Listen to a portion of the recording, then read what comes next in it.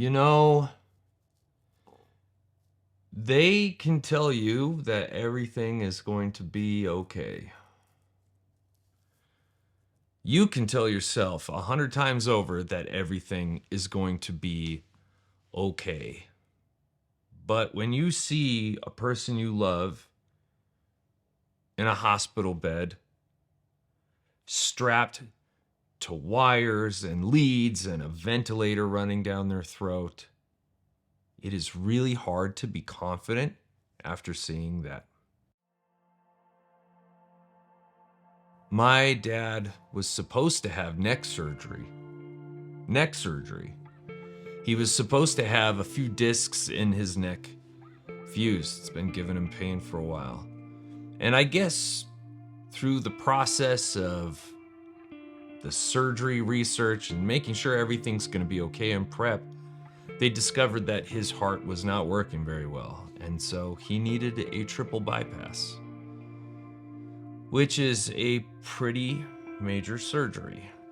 And I drove the 4 hours from Salt Lake to St. George to make sure that he was okay. And during that drive, as you can imagine, my mind raced between worst case scenarios and me just trying to reassure myself that everything was going to be okay. But like as I pulled into St. George, my mom called me and she said, "Hey, the surgery was a success. He's now in the ICU and we can like go see him." So I get to the hospital and I go up to his room, and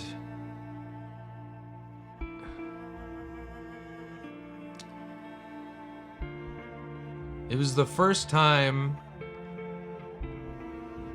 that I really knew that within the next maybe 5 or 10 years, my dad was going to not be around any longer. That was kind of like the glimpse into the future. He's on his hospital bed, ventilator down his throat.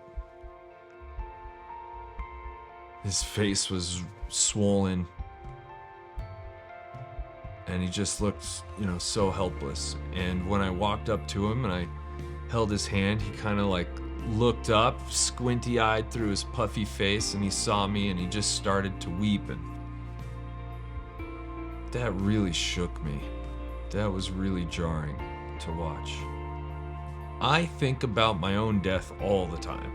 We're talking all the time, maybe every day, especially if I watch a movie where one of the characters die. I get that like gasp that I'm gonna die someday, and it makes me think about it. And even though I do think about it all the time, this experience has made me hyper aware of not only mine, but everybody I love and I'm close with, their mortality as well. And through this experience, it's now made me hyper aware of all of the things, even the most minute things, that could end up having me in one of those beds, perhaps prematurely. We're talking like the late night bowl of ice cream, or the 6th day in a row I don't go to the gym because I'm just too busy with work and I'm really not feeling it.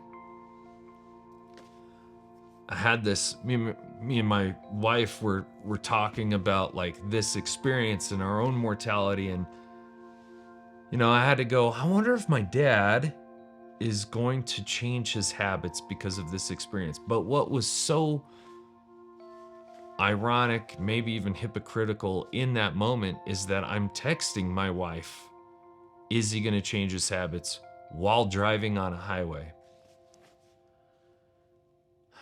Nevertheless,